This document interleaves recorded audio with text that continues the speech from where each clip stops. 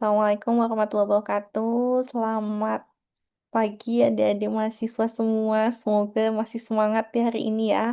Hari ini kita akan kuliah mengenai jaringan epitel di blok 1.3.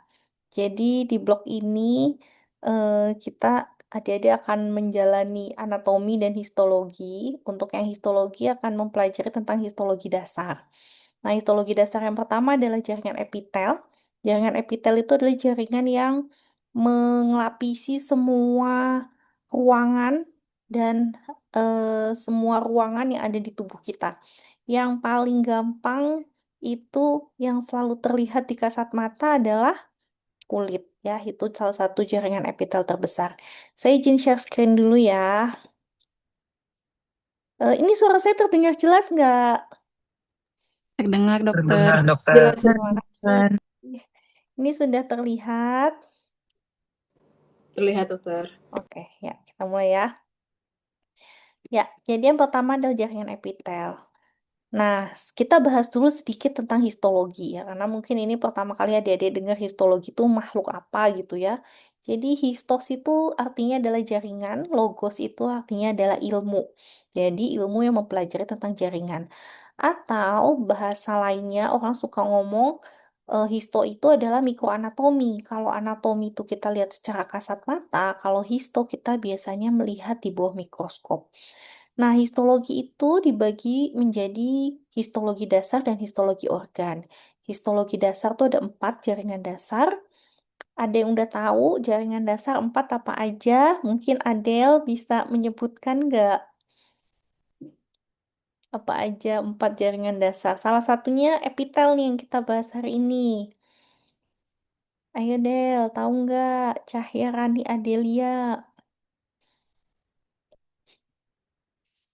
Mungkin yang lain ada yang tahu Saya nggak? izin menjawab, dokter. Siap, siapa tuh? Oh, Salsa. Iya, Salsa silahkan. Ini dokter, jaringan epitel, jaringan Mm, ikat, jaringan mm-mm, otot, sama mm-mm. jaringan saraf, dokter. Betul sekali ya. Jadi ada 4 itu. Nah, kenapa 4 itu disebut jaringan dasar? Karena 4 jaringan itu ada di semua organ. Jadi semua organ pasti punya epitel, pasti punya jaringan ikat, pasti punya jaringan otot, dan pasti punya jaringan saraf ya. Nah, cabang dari ilmu histologi itu kita sebut juga ada yang namanya histoteknik. Jadi itu teknik-teknik di histologi yang kita bisa gunakan untuk melihat struktur-struktur tertentu atau struktur khusus. Nah, apa bedanya kalau kita melihat anatomi dan melihat di bawah mikroskop? Kalau anatomi kan kita pakai mata nih, bisa nih pakai mata kita kedip-kedip nih mata kelihatan ya. Kalau di histo nggak bisa, kita harus pakai mikroskop. Dan gambarannya pun akan jadi 2 dimensi seperti ini. Ini apa namanya? Saya kelihatan nggak ininya, panahnya? Lihat, Oke. dokter. Ya, jadi sekarang kita bahas dulu tentang jaringan. Tadi kan histologi adalah ilmu yang mempelajari jaringan. Jaringan itu adalah sel dan juga matriks ekstrasel yang ada di sekeliling sel itu. Sel itu sendiri bentuknya macam-macam ya. Ada yang gepeng, nanti ada yang bulat gitu, ada yang silindris ya. Dan juga dia punya organisasi antara satu komponen selnya sesuai dengan fungsinya masing-masing. Kemudian di dalam selnya sendiri ada organel dan badan inklusi. Harusnya adik-adik sudah mempelajarinya di blok 1.2, blok sebelum ini. Dan dengan pewarnaan khusus disebut pewarnaan histokimia, kita bisa melihat struktur yang lebih kecil seperti DNA, RNA, enzim tertentu, antigen tertentu, protein tertentu yang ada di dalam sel, itu kita bisa lihat dengan menggunakan mikroskop. Nah, ini 4 jaringan dasar tadi yang sudah dijawab oleh Salsa ya. Yang pertama adalah epitel, jaringan ikat, jaringan otot, dan jaringan saraf. Ini ada di Junquera, nanti adik-adik bisa baca. Epitel itu bentukannya macam-macam, jaringan ikat itu paling banyak di tubuh kita. Kalau otot, dia tuh khas, dia selnya kontraktil, bisa bergerak, dia bisa menggerakkan, dia sel yang aktif ya. Kemudian saraf itu dia memiliki prosesus yang panjang, biasanya dia punya inti sel yang khas. Nanti kita akan bahas masing-masing, tapi yang pertama saat ini untuk perkuliahan hari ini kita akan membahas tentang epitel. Nah, perjalanan panjang mulai dari organ sampai kita bisa melihat di bawah mikroskop itu perjalanannya panjang. Jadi tidak mudah untuk mendapatkan suatu jaringan yang bisa kita lihat ya. Mulai dari kita harus memfiksasi si organnya, terus kita eksisi organnya, kita bisa dari isolasi sel, kemudian kita fiksasi, kita dehidrasi, kita embedding namanya, kita masukin ke dalam parafin, kemudian kita potong dengan mikrotom dan kita warnain supaya kita bisa melihat. Nah, ini hanya sekilas saya berikan gambaran supaya adik-adik nanti kalau di laboratorium bisa menghargai betapa sulit ya untuk membuat preparat itu. Nah, ini yang suka mahasiswa suka bingung nih. Barangnya satu nih, misalnya kita mau melihat tulang ya, atau satu organ tertentu nih, misalnya usus nih, saya ambil dua nih, ada tulang, ada usus. Dua dari satu organ tulang ini dengan potongan histologis tertentu itu akan memperlihatkan gambaran yang berbeda. Contoh tulang kalau kita potong seperti ini dan kita buat potongan histologis seperti ini, kalian akan melihat dua garis seperti ini. Sedangkan kalau kita potong melintang, kalian akan lihat gambaran bulat.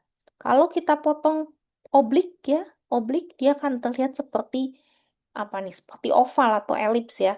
Apakah barangnya beda? Apakah organnya berbeda? Tidak, tapi potongannya yang berbeda. Nah, pertanyaannya biasanya nih buat mahasiswa, Dok, gimana ya caranya buat kita ngenalin si organ ini di bawah mikroskop gitu? Saya tanya dulu deh, Kansa deh.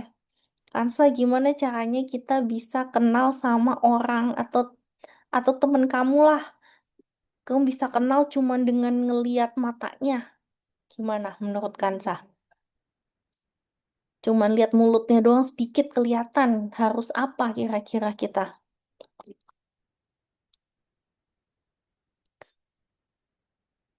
Apa?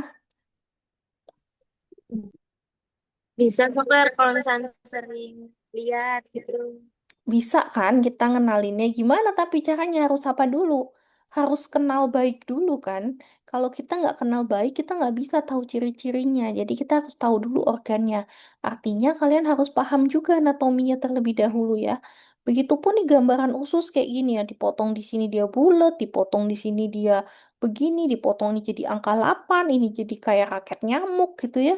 Tapi kalau kita paham gambaran usus dan kalian tahu ketika kita buat preparat dia bisa membuat berbeda-beda. Nah, sekarang kita bahas dulu sedikit nih. Pasti ada udah paham lah bahwa kita sebagai makhluk hidup mulai dari atom, molekul, makromolekul. Makromolekul itu ada lipid, ada karbohidrat gitu ya.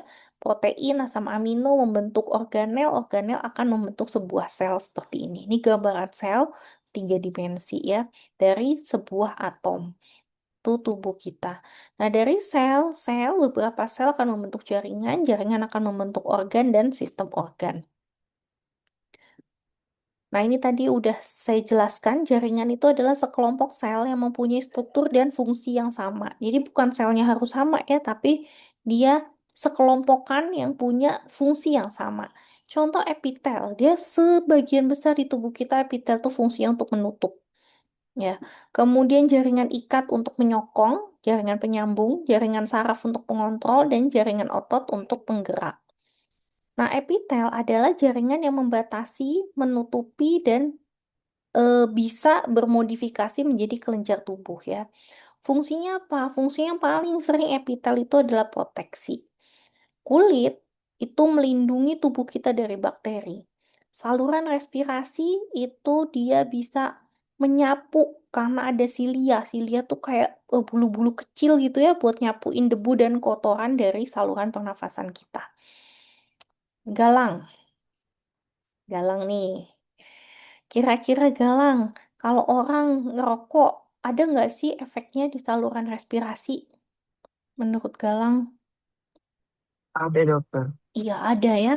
Betul. Kenapa bisa mengganggu saluran respirasi kita?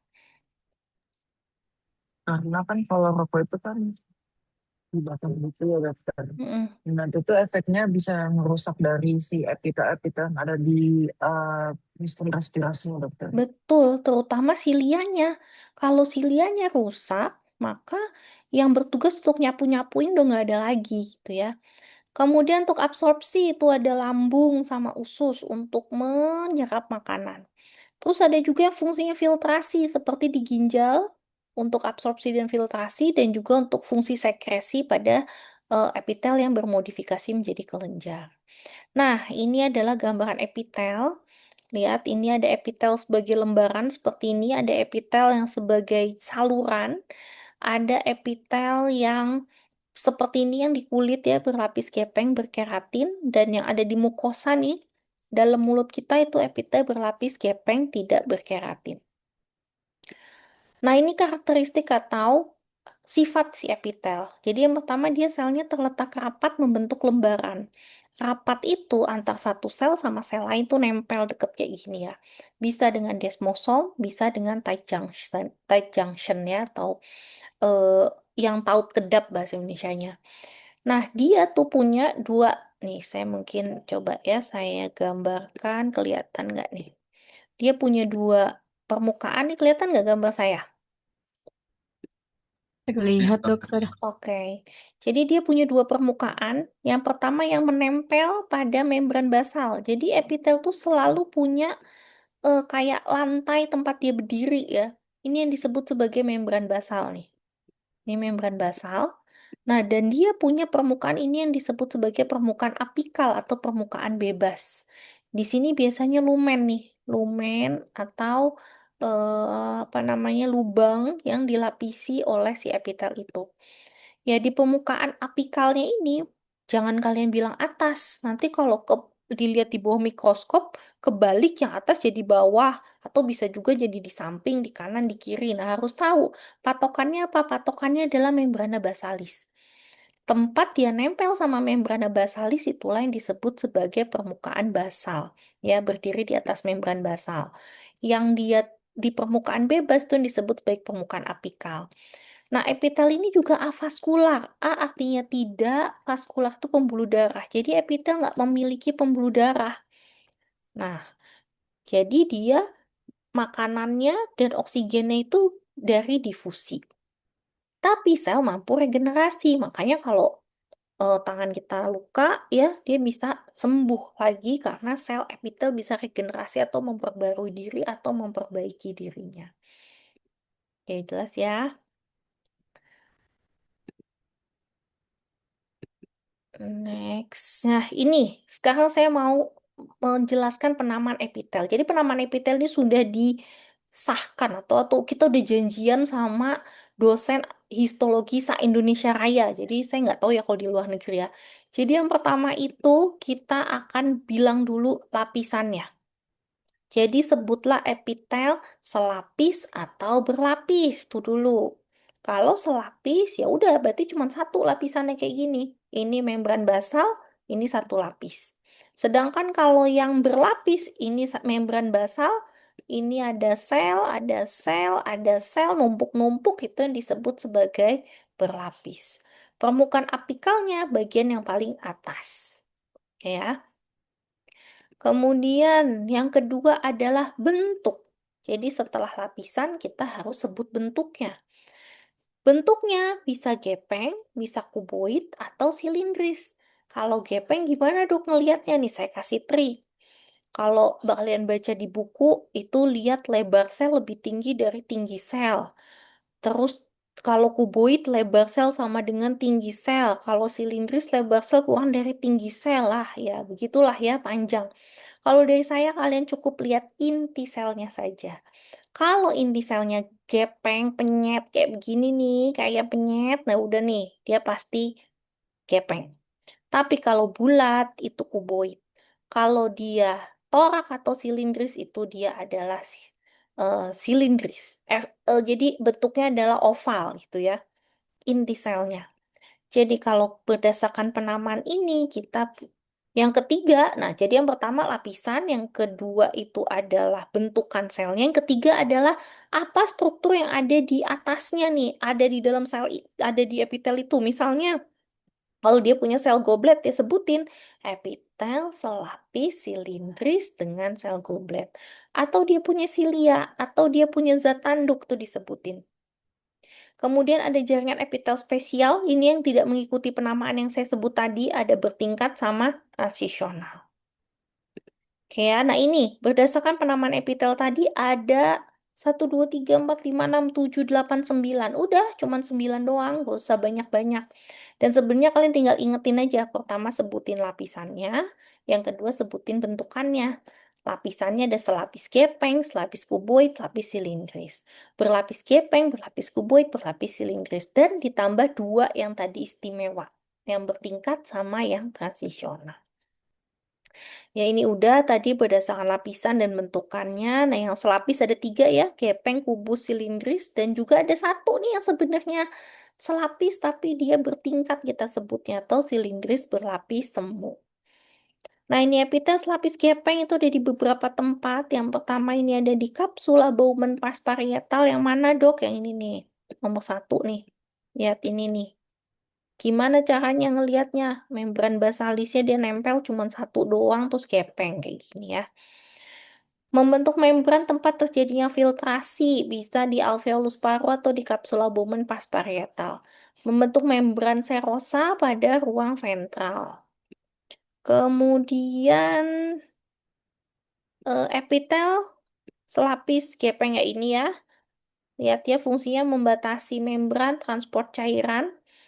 Nah, next, nah ini di arteri atau pembuluh darah. Lihat di endotel di pembuluh darah itu juga epitel selapis gepeng. Ya. Kemudian habis gepeng adalah epitel selapis kuboid. Dia ada di kelenjar dan saluran keluar kelenjar. Contohnya ada di tubulus ginjal. Tadi sebenarnya kita ngeliat juga ya. Gimana ngelihatnya nih? Cuman ada satu, bulat, bulat, bulat. Kayak gini ya. Ini bulat, kelihatan ya. Maka disebut sebagai epitel selapis kuboid. Dan dia juga bisa kita temukan di permukaan ovarium. Nah ini ya, lihat ini gambaran yang tadi nih. Siapa ya? Jihan deh. Kalau sekarang saya tanya Jihan, epitel yang saya tunjuk adalah ya, yang ini nih Jihan, apa nih? Lihat, lihat Epitel Jihan, epitel. selapis kuboid, dokter. Hah? Yang ini loh saya nunjuknya. Oh, epitel selapis gepeng. Iya, jadi bisa di dalam satu organ ada epitel lapis gepeng, ada epitel lapis kuboid. Dilihat dari apa tadi? Dilihat dari inti selnya ya. Oke, nah sekarang ini epitel lapis kuboid juga pada tiroid nih. Lihat nih, folikel tiroid dia bulat-bulat seperti ini epitelnya epitel lapis kuboid. Kemudian epitel lapis silindris. Bentar, ini puasanya mulai.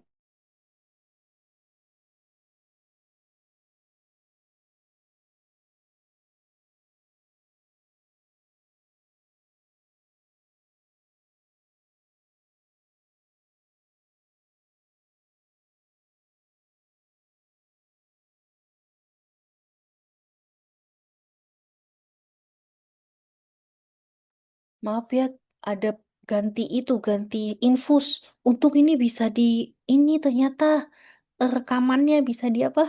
Pause. Kenapa harus bisik-bisik ya?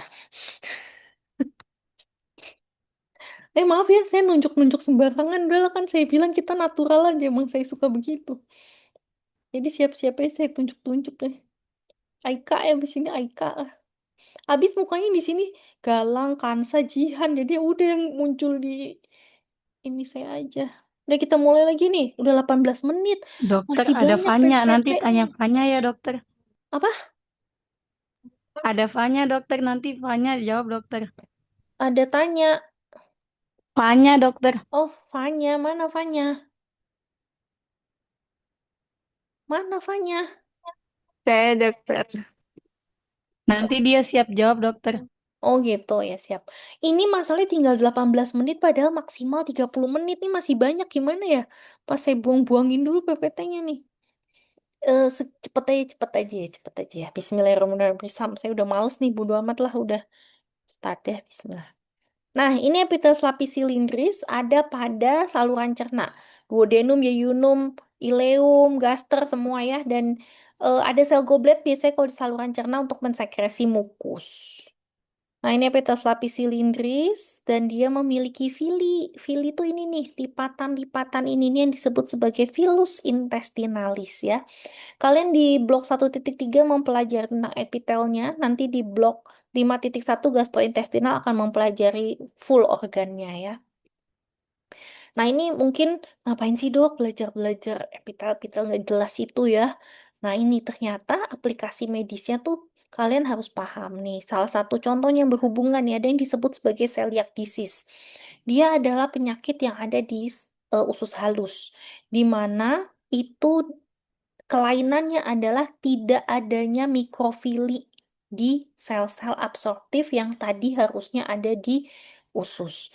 Nah, penyebabnya apa? Bisa karena reaksi imun yang karena kita orangnya alergi sama protein wheat, protein gluten, jadi dia nggak bisa, makanya dia akan jadi enteritis, inflamasi tuh. Jadi perubahan di epitelnya dan menyebabkan malabsorpsi, bisa jadi kekurangan gizi karena dia nggak bisa menyerap, rusak si mikrofili. Padahal tadi mikrofili fungsinya untuk absorpsi ya, itu salah satunya.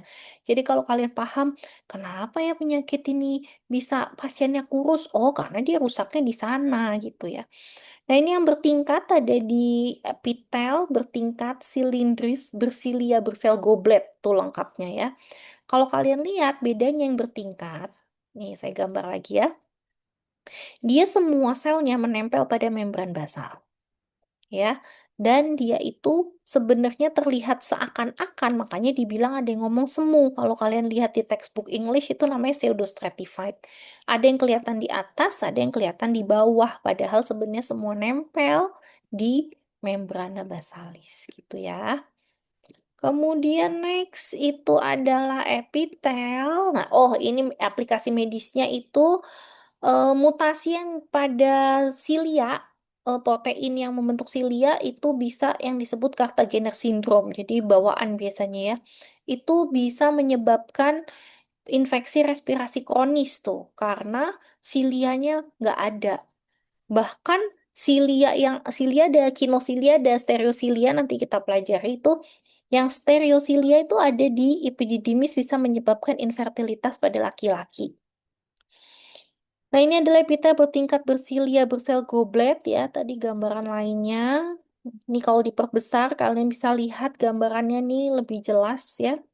Nih, dia sebenarnya hanya satu lapisan. Nah, yang berlapis sekarang ada gepeng, kubus, dan silindris. Nah, ini yang gepeng terdapat pada daerah yang sering terkena friksi, kulit, mulut, esofagus ya. Makanya dia tebal biasanya. Nah, ada yang berkeratin dan ada yang tidak berkeratin. Gimana bedanya? Kalau yang berkeratin nih, muka kita, tangan semua. Yang tidak berkeratin, mukosa nih yang basah-basah, itu tidak berkeratin. Ya, jadi mukosa oral itu tidak berkeratin. Keratin tuh sebenarnya adalah ya nanti kita bahas di blok 3.1 sih di blok kulit ya kita akan bahas. Tapi dia sebenarnya adalah zat yang dihasilkan sama sel-sel keratinosit dan sel-sel yang udah mati di bagian atas ini dia kenapa dia bisa mati karena dia kenapa kita bisa kalau berenang nggak menggembung gitu ya karena kita punya lapisan kedap air lapisan zat tanduk atau keratin. Nah, ini blister atau bula bahasa medisnya, itu contohnya penyakitnya pemphigus vulgaris, itu adalah gangguan pada epidermis atau epitel berlapis gepeng di mukosa. Gangguannya ada di desmosom. Kalau ada ingat tadi desmosom itu apa, Fanya? Desmosom? Ayo apa? Ayo. Desmosom tadi. Hubungan antara satu sel dengan sel yang lain ya. Oke. Nah, ini epitel berlapis silindris, dia biasanya ada pada saluran keluar kelenjar. Nah, ini ya, lihat berlapis dan bertingkat bedakan. Kalau yang berlapis dia ada yang di bawah, ada yang di atas, ada yang di bawah, ada yang di atas gitu. Nih, berlapis juga nih silindris. Kemudian nih, transisional itu ada di seluruh sistem urinarius kita ya. Kandung kemih, ureter, uretra itu semua epitel berlapis, epitel transisional. Sebenarnya dia adalah modifikasi epitelia berlapis gepeng. Dia bisa berubah bentuk, kayak misalnya vesika urinari kita. Kalau misalnya dia kosong, selnya akan bentuk piramid. Tapi kalau dia penuh, biasanya epitelnya akan tipis. Gitu. Ya. Nah, ini gambaran epitel transisional pada ureter ya. Ini vesika urinaria, lihat dia ada sel-sel di lapisan epikal yang tampak besar yang disebut sebagai sel payung. Oke. Nah, ini adalah aplikasi medisnya. Contohnya pada defisiensi vitamin A, jaringan epitel itu bisa digantikan menjadi epitel berlapis gepeng. Karena dia sebenarnya adalah modifikasi dari epitel berlapis gepeng. Tuh, makanya jangan kurang vitamin A ya. Nah, tadi udah berlapis, terus bentukan selnya. Saya tanya deh, Vanya tadi diem aja sih ditanya, Vanya. Sedih saya. Vina deh, Vina. Tadi namain epitel gimana, Vina? Yang pertama dari apanya? Dari jenisnya dokter, Dari jumlah lapisannya. Ya, dari jumlah selapis lapis. atau berlapis. Yang kedua baru dari bentuk selnya. Apa aja tuh bentuk selnya, Vina? Ingat gak? Gepeng, kuboid, sama silindris Iya, dokter. gepeng, kuboid, sama silindris. Dan yang ketiga, yang ini yang kita mau pelajarin. Yang ketiga adalah modifikasi permukaan epitel ya. Jadi di modifikasi permukaan di daerah apikal tadi ada macam-macam ya. Yang pertama ada yang disebut mikrofili. Ini tadi yang ada di usus ya. Yang ada di usus mikrofili itu tunjulan si fotoplasma bentuknya kayak jari-jari. Fungsinya apa sih? Fungsinya untuk memperluas permukaan agar absorpsi berjalan lebih baik. Kemudian stereosilia ini ada di epididymis dan sel rambut yang ada di koklea. Kemudian nih kinosilia tuh ada di saluran pernapasan. Oke, segitu aja epitel. Semoga adik-adik bisa memahami ya. Apakah ada pertanyaan?